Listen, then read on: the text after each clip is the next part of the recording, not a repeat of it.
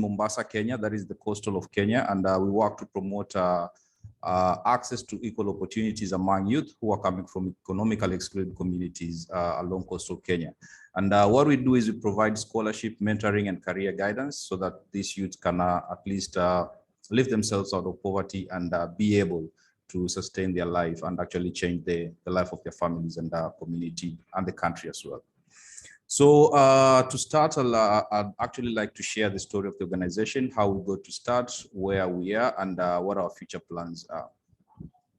So Hatua Network Organization founded it. Me and my co-founder, we founded it in 2006. We were students by then, and we were tasked to carry out a survey in one of the busiest location in Mombasa, that is Likoni Ferry. The survey was actually based for us to get to understand what are the government policies affecting street vendors associations and dynamics in street vendors associations. We got to learn so much more beyond what we were expecting. This is my community. This is where I was raised up, and this research gave me an opportunity to get to understand my community even, way deeper. Just to take you back a little bit, before I get to proceed with the research that we did, being born and raised in Mombasa in this specific area called Likoni, I also experienced, similar challenges that my fellow community members experienced. I'm born in a big family of 7 kids. I'm the middle kid, and I got to see how my elder siblings' life turned out, and my younger siblings' life turned out.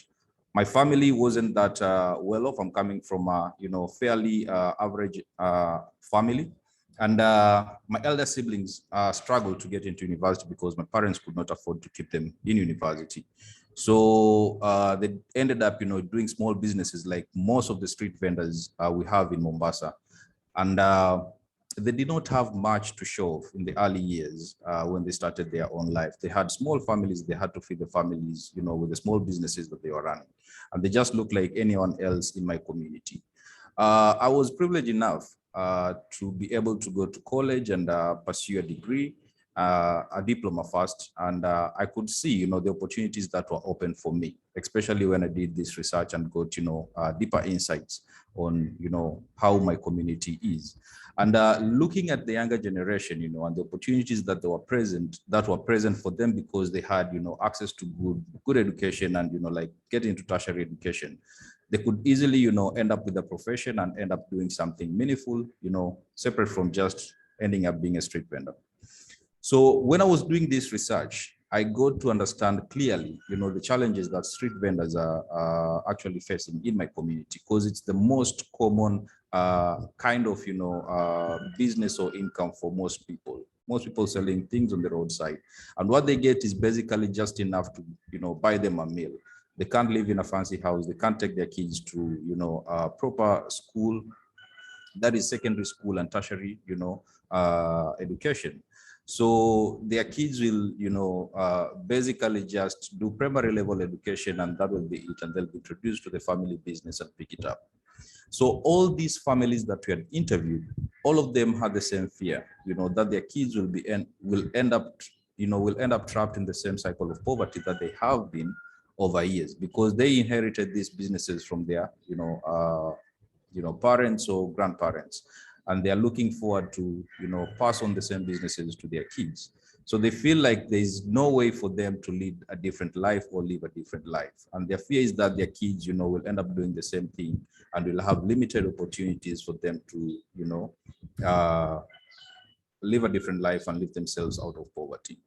So that was their biggest fear. Their biggest aspiration was that their kids could at least get access to education, into tertiary education, get a profession, and lead a different life from, the kind of life they've been living.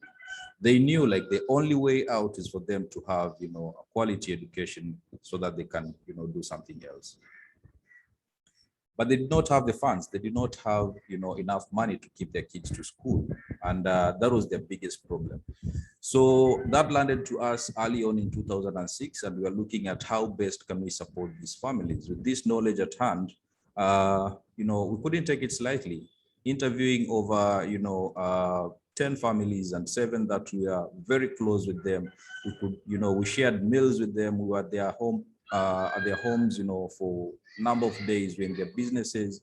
They answered questions that, they weren't comfortable, sharing with anyone else, but they gave us the information, and we have this information, and it was up to us, to do something with this information. We felt like it is our responsibility to act on the information that we had. So after a couple of discussions with my co-founder, we decided, like, let's take their kids to school. Let's raise funds, and we'll keep their kids to school. So through family and friends, we were able to raise 57,000 Kenya shillings, that's $570, and we took the kids to school of 7 families that we had interviewed. We had no idea, we had no plans on, how this will look like in future. We knew that we're taking these kids to school, and they'll get access to education and maybe do something different from their families. But we were tasked, or we were forced to make sure that we follow them through and make sure that they continue, or the education is sustainable. Given that they were out of school for quite some time, they were not, really focused or staying in course with schoolwork and all that. So we decided to, at least have Sunday meetings with them, mentoring, have mentoring session every Sunday with them, so that we can get to support and guide them, through any challenges that they were facing. And that's how we started, our mentoring program. We're like, okay, every Sunday we'll sit down under a tree, because we didn't have an office, we didn't have anything, physical for us to say that this is our focal point of meeting where we can get to do our discussion. So we'll randomly pick a venue. Maybe one of the families will host us, bring all the kids together, have a sit down, listen to their challenges, and find solutions within the group that we are sitting. But as time goes by, I was tasked to think, okay, I'm getting to hear all these challenges that these kids are facing. How can I, progressively address these challenges? And I was forced to do, research work on, the challenges that they're facing and best solutions that we can get, and try to localize those solutions so that they can be, relatable to the youths that we're working with. And that's how we built our mentoring program. So fast track forward, today we have over 600 students that we're supporting through high school, tertiary. Some of them are in alumni who are already working, as Kahinde said, earning 3 times their family income combined, which is our biggest impact. So I can say our program has grown organically, given that we are addressing the needs of the youths as they arise. Our first lot was students who are in primary school. The second lot, we picked students who are getting into secondary school for the first year. And 4 years later, after we've developed our mentoring program to address each academic year, 4 years later, they were graduating from high school and they were getting into university. And we had to stop and, relook at our program. Okay, these kids are now done with high school. Next, they're going to university. How can we prepare them, to succeed in university? Plus, given the Kenya education system, in between secondary and university, there's normally a year, 8 months to a year before one transits into university. What are we going to do with, this youth during this time, so that they can easily, or successful transit into university without getting, discouraged or, misled by any vices that are, within the communities? So we had to develop a program, a gap year program, that focuses on leadership. Sorry, I'll take you back a little bit. In high school, our mentoring program focuses on character development. So because, these are the most formative years of a young person, 14 to 18 years. And that's where they develop their character, they're defined by their character. So we focus more on character development. Now, during the gap year, we focus on leadership. And this is an interesting program for us, because we normally train the youth on a topic that is currently, a concern in the community, and then they go train their peers in public schools or the community. And along the way, they get to learn leadership skills, because they're the ones who are facilitating these sessions. They're the ones who are programming, how they're going to do the outreach. They're the ones who are liaising with school heads and planning for the sessions. And they're the ones who are at the end of the program do a report to present to us. So this gives them an opportunity to get to learn leadership skills and practice leadership skills, which prepares them to get into university. But that's not all. We also do a couple of other programs that will also prepare them to university.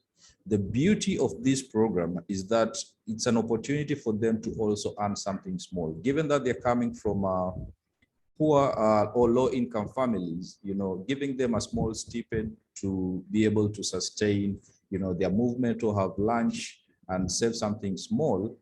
They're able to now, they're able to save something small by the end of the program, so that they can, once they get to university, they can be able to, buy themselves a suitcase or a jacket if they're going to cold regions in Kenya, or get themselves a smartphone, a cell phone that they can communicate with, family back home, such kind of things. So it really helps them. And, it's like that common saying, hit two birds with the same stone. So we're giving them an opportunity to, earn something, give them opportunity to learn leadership skills, and also give them an opportunity to, serve their community.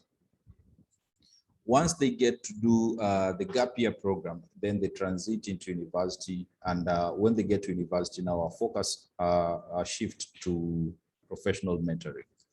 And at the university level, we normally pair our students with individual mentors who are in the same field that the students are pursuing. The reason why we do so is because we want these students to have a one-on-one intimate relationship with their mentors, so that they can be able to be prepared to enter workforce. And the role of the mentor is actually to introduce these students to their workplaces, get to have a feel of what that profession entails, guide them along the 4 years of university. Whenever they go wrong, or whenever they need advice, they know there's someone that, they can reach out to and get some guidance. And we've seen a huge success with this program, because a couple of our mentors, building 4 years relationship with this, young boy or young girl, seeing them grow in their careers, offer them attachment and internship. Most of them will end up employing them, because they've seen how they've grown and how dedicated they are, and they've actually imparted, like skills that they themselves, will be looking for or are looking for.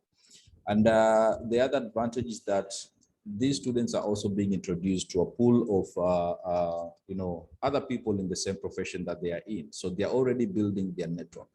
And by the time they graduate from university, they have a big enough network for them to be referred to, or to look for job opportunities, internship, and all that. So it's a program that works and has seen 90% of our alumni getting employment within the first year of graduation, and all of them earning 3 times their family income combined, which for us is a really huge achievement. Looking at this one person that we've invested over for 10 years, coming back and changing the life of their family. Today, we have more than 120 alumni. Most of them are working, earning, and they're supporting their siblings in school, or they've expanded their family business. The mother, who was selling on the street side, now owns a shop and is making more money because of, this one person. So we can see tangible impact, from supporting just one kid, and the ripple effect, how it trickles down to support the entire family and, extended community as well. And this is how we've designed our program, and it has grown organically.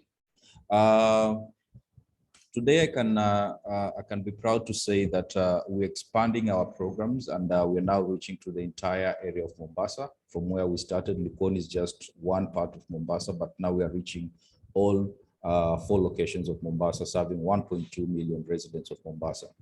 And we're looking at least having 1,600 youths in our program every year, and graduating 200 from university each year as well.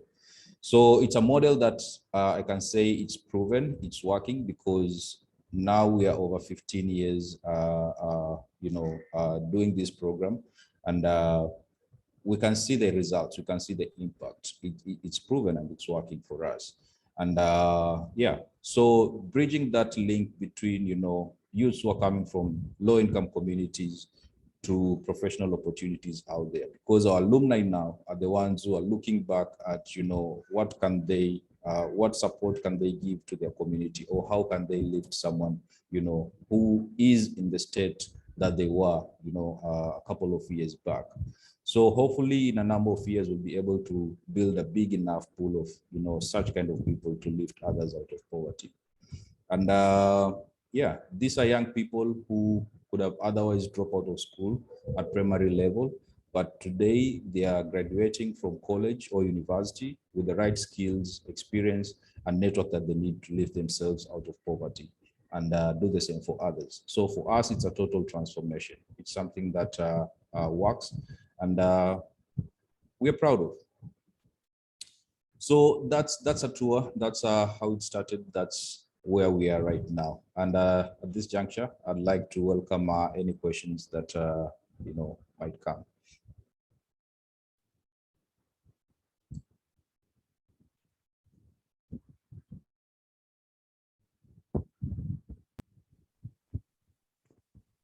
Anyone who, yeah. Yes, Kahinde. Thank you very much, Kwame. That is a very inspiring and great story of how you started the organization. And I feel for me, it's really job breaking. Thank you very much, Kwame, and it means a lot. Now it's time for question. Whatever question you have for Kwame, whatever clarifications you need, now is the time. So I have, please kindly put up your hand, then I'll call you. And of course, you can ask Kwame your questions. So I have Adama Gideon. Adama Gideon, so kindly unmute yourself and ask your question. And also you can drop your questions on the comment section. I would read them and read them loud for Kwame to answer. Adama, you have the floor. Please, let's be fast.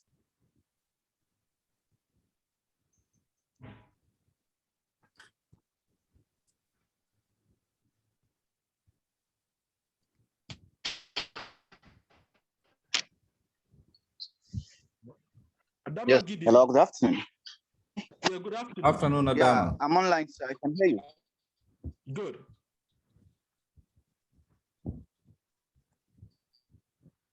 Yes, Adama, please go on and present your question.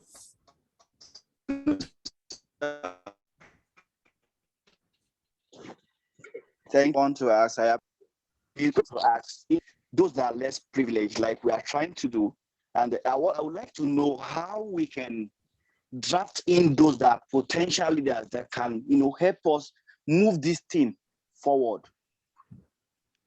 How can we bring in potential leaders that can, make the vision come to light, sir?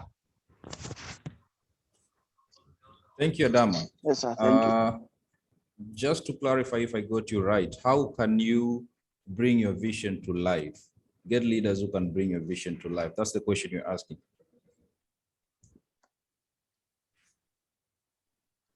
So I believe if that's the question you're asking, the vision bearer, I believe you're the vision bearer. You know what you want to achieve with the organization that you set or with what you want to do. And as a vision bearer, you need to be like, you need to believe in yourself. You need to believe in your vision. You need to have clarity in your vision. You can't say someone else will come on board and achieve your vision.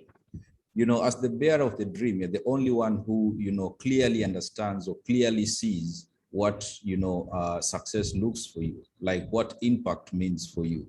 And it's up to you to be able to identify that, have clarity in it. And as a leader, if you want to successfully achieve your dream or bring people on board, then you need to have that convincing power, where you can speak with clarity, you can speak with, confidence, and show people the impact that you envision. That's how you bring people on board to support your mission. If you do not have clarity, and if you do not have a clear, vision of where you're going, you want to achieve, then it will be very hard for people to come on board and support your mission. So finding that clarity, finding that purpose, identifying your why, it's very key. Like you might start an organization, but if you don't know why you're starting it, then it will be very hard for you to get donors on board or supporters on board or people, to guide you or help you achieve that mission. For me, reflecting back, I can say my biggest why, being raised in this community, having gone through the same experiences that my peers or like the youths are going through was my biggest why. I could feel, I could, relate to the challenges that these people were going through. And I didn't want them to, experience the same challenges. I wanted to like at least provide an avenue where youths do not go through the challenges that I went through. Because it was hard for me to go to school. I was in and out of school most of the time. My elder siblings were in and out of school most of the time. Both of them could not go to, university or college because my parents could not afford, and the life they lead was, not different from many of the community members. But I could see what education could do to those who, had gone to university or had a tertiary diploma or degree. They lead a different life. And that was my biggest why. How can I, make sure that, my community members who are coming from low income communities can as well have equal opportunities, just like anyone else from a well-developed background. So my advice will have clarity in your vision, have confidence in your why. Have clarity in your vision, have confidence in you explaining your vision, and get to identify your why. Then you can have people, get on board to help you achieve your mission.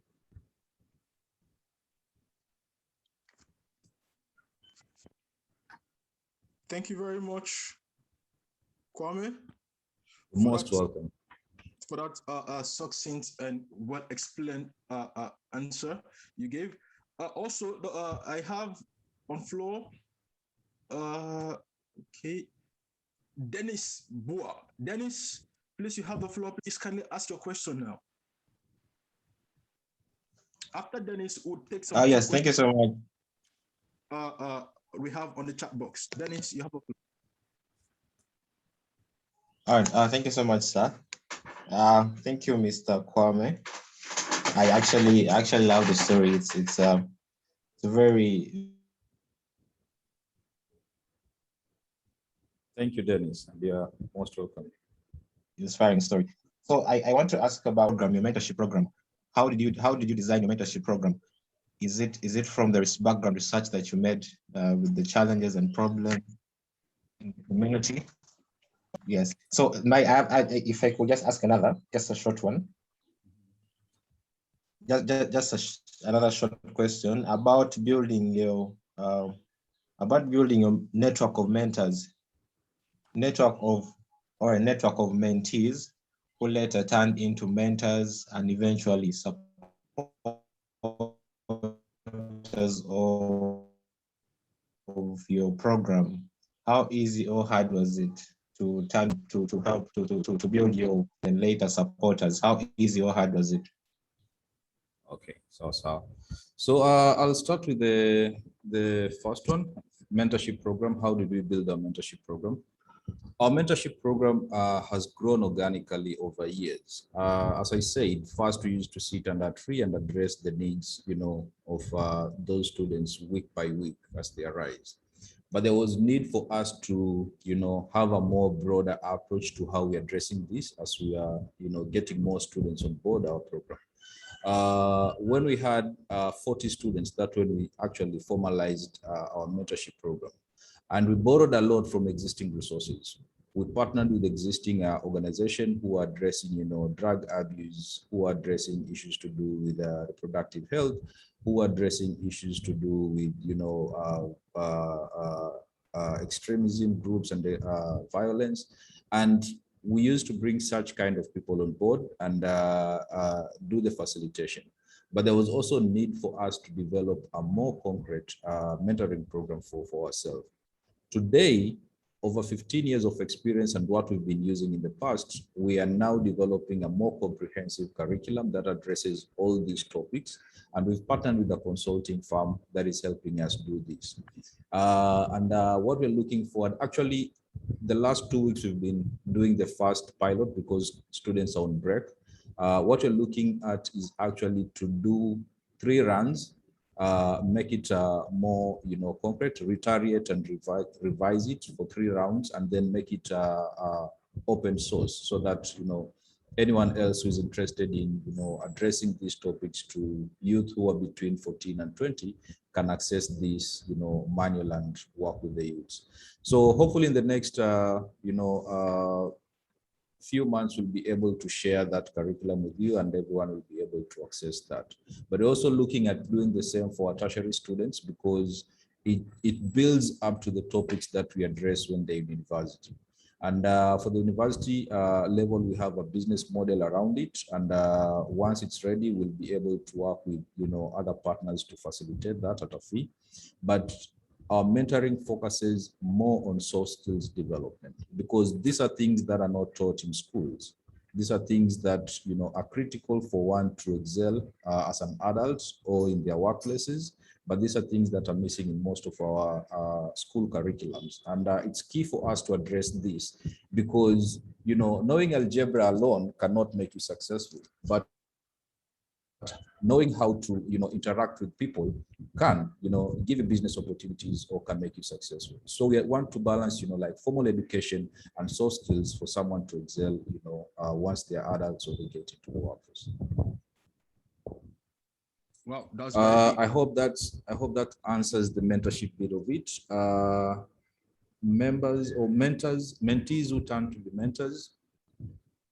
So our program runs for 10 years. Once we identify a student who's joining high school, we'll, support them, for the next 10 years. 4 years in high school, 1 gap year, 4 years in university, and then 1 year as the way to transit to university. So we've invested in you for 10 years. The least you can do is for you to, help someone else who is in your situation, go through this journey. And that's why it's easy for us to ask them to, sign up as mentors so that they can be able to guide, their young ones who are in university and they're going through the same program. So for our beneficiaries, once they are employed, we give them up to 3 years before we can sign them as mentors, because by then they'll have gained enough experience so that they can, share or guide, with their younger ones. But we also are cognizant of, the professions within our community. Mombasa being a port city, we have a lot of logistics companies, supply chain management, I can say. And we tap into the resources within our reach. So we normally reach out to a lot of corporates. Currently, we're working with corporates to sign, the employees as mentors who can be able to be paired with our university students, and they can help them, through their career life. And that is like most people, when we hold these conferences, for mentors, and we ask them, what is one thing that they wish they knew, and they had when they were in university or in campus, most of them will say, I wish I had someone who could guide me and take me through, be with me through my career path. And most of them did not have that. And given the challenges that they faced growing up their career path, they feel like it's the best I can do to help someone who's coming from a poor background. So most people, would appreciate, would love to do this for free, because they look at themselves at that age and the information that they didn't have, and they feel like if I can give someone this information, then I can be able to impact their life in ways that, I cannot measure. And most people are happy to do that. And I have to say that all our mentors are doing this for free. They're volunteering to do this because it's a noble cause, for someone to mentor someone. So thank you, Dennis, for your question. I hope I've been able to answer both. Great. Thank you very much, Kwame, for that great answer. Moving on, because I see we have a lot of people who want to ask questions, and we have some other questions in the chat box. And before I would attend to the people who would want to voice up their question, let's just take some 2-3 questions from the chat box. So I'll read it to you. The first question I would be reading is, what financial accountability mechanism do you use in your organization, Kwame? That's from someone from Malawi.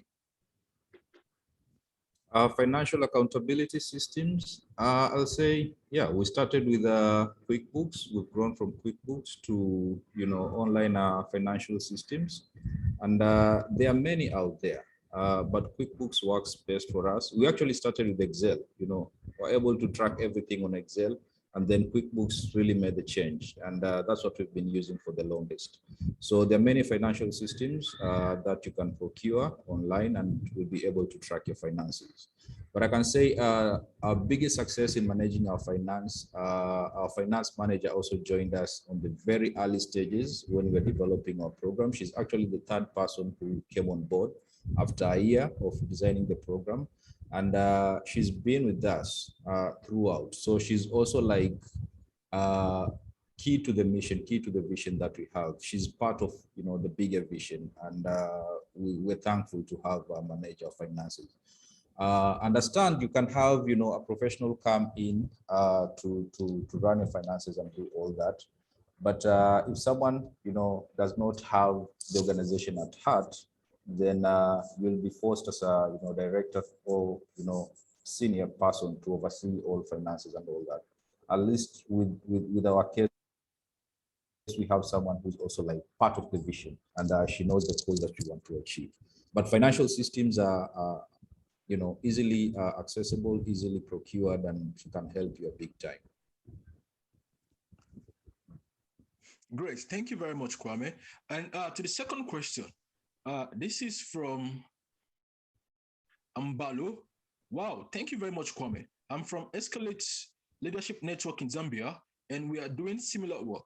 Though our organization is in its inception, my team and I would want to learn more from you. How can we get in touch with you? So they're asking simply how they can get in touch with you. Yeah, so let me just put my email address down there, and everyone can have it. Or better still, if they can follow you up on LinkedIn. Yep. In LinkedIn, Peter Kwame, you can easily get me there. And what about your Instagram? If you have Instagram or Facebook too? Yeah, everything Peter Kwame. Keep it simple, Peter Kwame.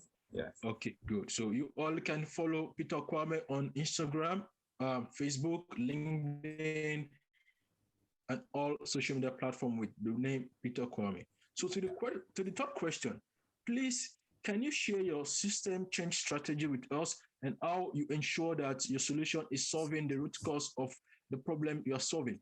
Also, how do you build sustainable partnership and maintain full control of your organization? So that's a question from the Zekwang. Sorry if I didn't pronounce the name correctly. So system change strategy and how we ensure that how you ensure that your solution is solving the root cause of the problem you're solving. I can say system change strategy. As I started, by addressing that organization has grown organically. And for us, I can say having that understanding of what the community needs is key. It's not like we developed this, from somewhere and we came and planted it, here or trying it here. We saw these are the needs that the community, need right now. And this is what they believe will solve the challenges they're going through. For us was more to make sure how are we going to make it, work or streamline it and follow through, the progress and eventually get to see the impact. So there are many ways for someone to build a strategy. There are many ways for someone to have, what do you call it, a log frame and all that. But first you need to identify the why. I'll go back to the why. Once you know your why, then you can be able to build all these systems for you to track your progress and impact eventually. Thank you very much, Kwame. Then I have James Patrick. James Patrick, please kindly unmute yourself and sharply ask your question. Please go straight to the point. James Patrick. Okay, if James Patrick is not available, can we have Mahata Thomas, please. Mahata Thomas, are you there? Yes, I'm here. Thank you so much, Mr. Kwame. It's been a pleasure. Your session has been very informative. I am from Sierra Leone, and so Thank you. I'm glad. my question is, I want to know, sometimes social ventures, when we talk about them, we don't really explain the failures that we encounter in our journey. So I'd like to know about some of the challenges and roadblocks that you had, and if they made you change strategy, and how fast did you do that? How fast were you able to recognize that this is not working, and what should I do, or what can I do to change the direction of this journey? So how did it impact you, really? Thank you. Thank you, Miata Thomas, for such Okay, a Mataya wonderful. Thomas, it seems we can't hear you again. But Kwame, did you the question? Yeah, I did get the question. You know, what are kind of challenges or failures we've had that we've learned from? I guess that's it, to sum it up. Yeah, it has not been an easy ride for us either. You know, 15 years without any challenges, I would say, you know, we're lying. Any success has, you know, its difficult moment, has its challenging time. And the sweetness of the journey to success is you addressing these challenges. So we've had major setbacks. We've had, you know, like tough hurdles to cross, and we've had, you know, small hurdles to cross that are like, you know, everyday, day-to-day running. But I can say our biggest learning lesson was in 2009. When we started, we didn't have, you know, as I say, like, we know what we wanted to address with these youths, but we were doing quite a lot. After we had registered ourselves as a CBO, we felt, you know, like, okay, we got to understand, you know, like, all these challenges in our community, and we are trying to address all of them.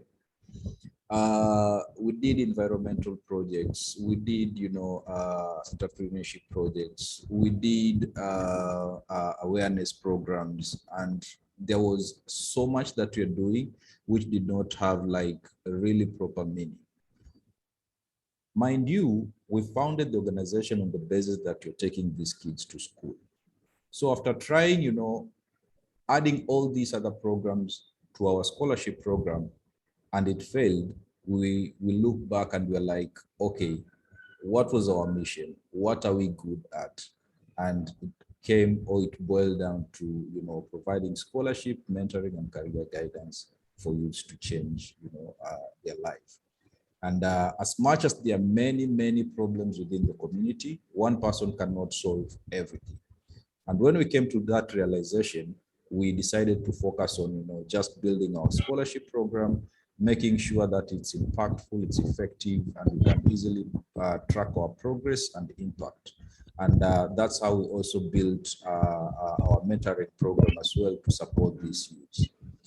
So having streamlining our focus or our interest in just, you know, dealing or supporting the youth and giving them the right skills they need for them to excel, then we were able to see, you know, tremendous progress each year as we grow, and the impact that we're impacting on the youths could be visible, more visible, rather than having, you know, like tens of things, you know, going on at the same time.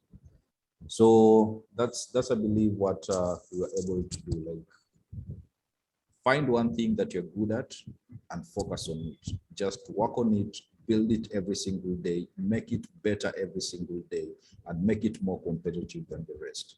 And that's why I can say our program stands out as a scholarship program, because most organizations that provide scholarship, they'll either give you fee, pay you a fee and ask you to go to school. But for us, we have one-on-one follow-up with the students to make sure that they excel academically and they also get the right skills or soft skills and mentoring and guidance they need for them to excel. Thank you. Great. Thank you very much. Thank you very much, Kwame. Now, James Patrick, if you can hear us, you have the floor. James Yes, Patrick. yes, I can hear you. Thank you very much, Mr. Kwame. And my question is simple. I just really want to know how you were able to transit from that small family of 10 that you said you were taking care of the video research. How were you able to transit to where you are now? What was the transition process like? That's my short question. Thank you very much. Thank you, James. Thank you, James, for the question. How we're able to transit from those few family members that we worked with and the initial beneficiaries that we worked with to where we were, I can say is consistency and believing in what you're trying to address. We started small, yes, and something that I didn't mention is that our research findings. My co-founder, who happens to be American, took it back to her university, and she got a cash prize of 300,000 Kenya shillings. That's I think 3,000 USD, which we had to put back into the organization, and it gave us, more confidence in raising funds. And I remember we used to, work with local corporates immediately after that. And we used to move from corporate to corporate, asking them to support our cause. And, being at the age of 22, walking into a corporate and asking them, to support you keep these young kids in school was quite I can say was quite courageous, because I myself was still in school and most of them were asking like, you should be in school, what are you doing this? But knowing the why and the need that I needed to the change that I needed to see kept me going, kept me motivated and drove me. So it's been a struggle, to be honest. Most of the time, we're actually just trying to meet our budget by the end of the year, because our program grows every year as we add new students. Every year, we add around 80 students into our program. So it grows every year, and that means that our budget grows every year. But we've been able to have a lot of corporates, local corporates joining in. I can say that our financial budget, a little over 20% is met by local donors that are local corporates or foundation or individuals who are supporting us, and then the rest from international foundation, philanthropy organization, and family foundations that are supporting us. So what I'd like to say is the advantage that we had is that we were also raising funds locally, and that gave the donor more interest to support us, because they know this organization is sustainable even without more funding, because there are local people who are supporting it. And that gave us more power to leverage on that and get more funding, or like get more traction. Right now we have a couple of huge donors that are supporting us, and we're always looking for multi-year funding, because it's more sustainable. When someone gives you commitment to support your organization for 3 years, then at least you can do more in 3 years, rather than just a one-time funding or like a one-year funding. So our approach is we're always looking out for foundation who are willing to support our cause, and it's the biggest task that we have, always raising money, always trying to find new money and have new donors in the pipeline. Okay.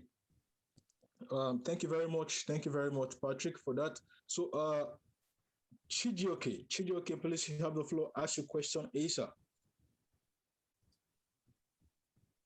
Then after Chijioke, I would entertain the word of hello, Peter.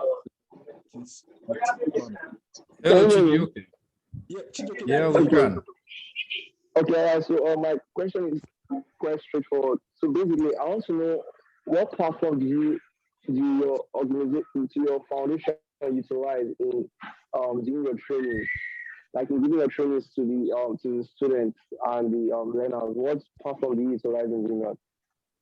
Sorry, I didn't get you right. You said what person or what platform does your foundation utilize in doing your training? Sorry, I didn't get your question. Can you come back?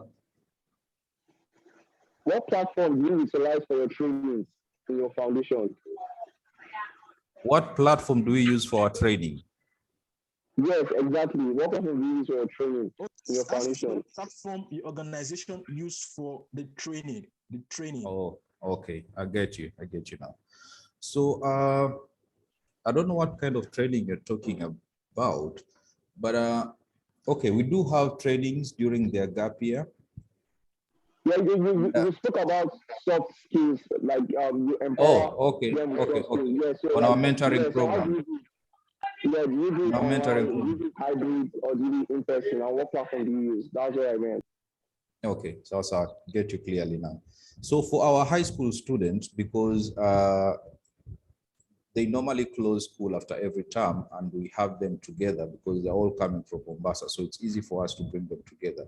We have them, in physical spaces where we bring all of them together and we can, work with them. Currently, we're having a 4-week program. So we are having the first 2 weeks, which ended yesterday, and then we're taking 1 week break, and then we'll do another 2 weeks. But these are physical, workshops where we have the students present and we have facilitators present, and they have our manuals, then a classroom where they'll be taken through. And all our sessions are very experiential, very on hands, very practical. They get to do things for them to learn. It's not like a teacher standing in front of a class and giving a lecture. Students will be doing things in the form of learning, or students will be learning in the form of doing things. For our university programs, we also meet them twice a year because they're scattered all over the country, and the way the university semesters are designed, we cannot have them all together very frequently.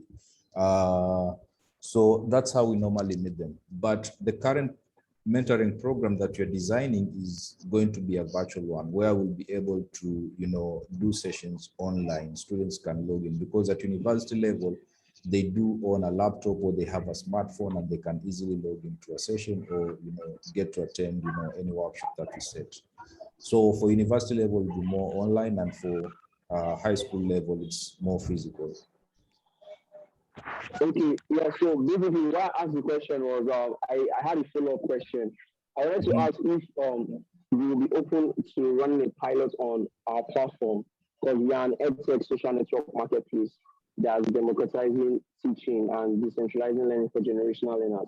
So I was hoping I could ask if you could run a pilot of one of your trainings, your soft skills trainings, one or two of them on our platform, and maybe you make much more impact beyond just in your community.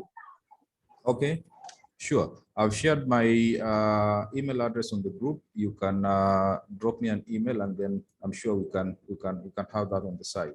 But it's something of interest, and thank you for bringing it up. All right, Yeah, thank you. Thanks, man. Okay, and like Chijike said, any other people or any other group or any other foundation that would want to reach out to Kwame and perhaps pick out for partnership can always reach out to Kwame on his social media handle or via his email address. Quite unfortunately, I would not be able to entertain further questions for Kwame today. And because of time, my Helga at the top has been signaling me. And of course, we have to bring in the next speaker. But ladies and gentlemen, if you feel you've learned one or two things from Kwame today, kindly unmute yourself and give Kwame a thunderous clap, please. Thank you. Question, question. Kwame. Learned a lot. Thank you all. Thank you very much. Thank you very much, Thank you Mr. very much. Kwame. I've really learned a lot. Thank you.